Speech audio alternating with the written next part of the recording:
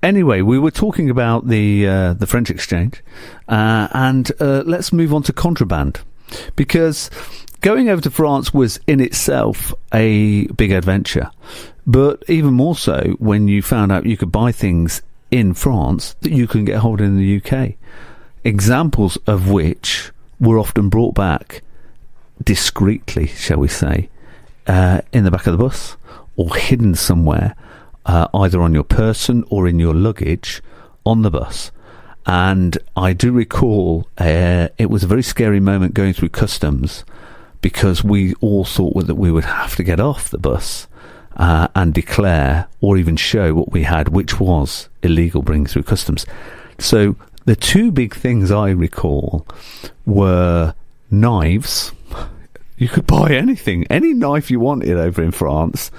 And there were lots of knife shops. I think I remember lots of knife shops. So as a boy of a certain age, I mean, look at those. It was incredible. And flick knives was the one thing I do recall. I bought myself a flick comb. I thought it had a bit of kudos, but didn't put me in danger, and also I could get it through customs. Whereas some of the guys that I knew just thought, no, I want the flick knife. I can buy the flick knife. So they buy the flick knife. The other thing, and I don't know how this happened and how we found out about this, but we did, fireworks. So fireworks in the UK in the 80s, 70s and 80s were rubbish, right? Your banger, your general banger, you could hold in your hand. Well, no, you couldn't actually, because I saw those adverts. But, you know, they weren't particularly aggressive. I think because of certain accidents that might have to kids, they really watered down the compound, explosive compound that was in bangers. They were pretty weak, right? Now, you go to France, and they got their fireworks directly from China. And China, remember at the time, or going back years and years and years ago, you know, gunpowder was discovered in China. I think they were the first to come up with gunpowder.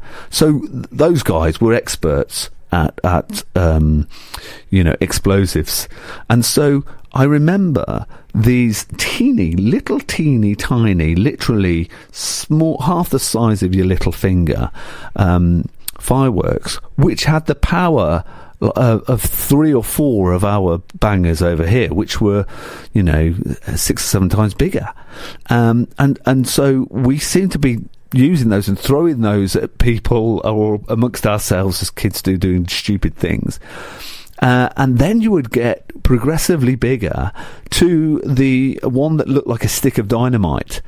And anyway, I obviously thought these were great, as did all of the guys, when we were over in France, and declared my pleasure and wanted to find out, how can I get hold of some? Anyway, as I was leaving, the French family gave me a gift, and I thought, well, that's very nice of them. I didn't know what it was. I opened it up. It was literally enough explosive to take the house down. And I thought, this is fantastic, but how am I going to get away with getting this on the bus? And I get on the bus. I then find out that probably 50% of the boys on the bus had a similar amount of explosives on them. So had that bus somehow ignited, you would have heard it in Scotland. So we had all these explosives on the bus, hidden in bags, and the most ingenious hiding of explosives of these fireworks was from a lad who had a chess set.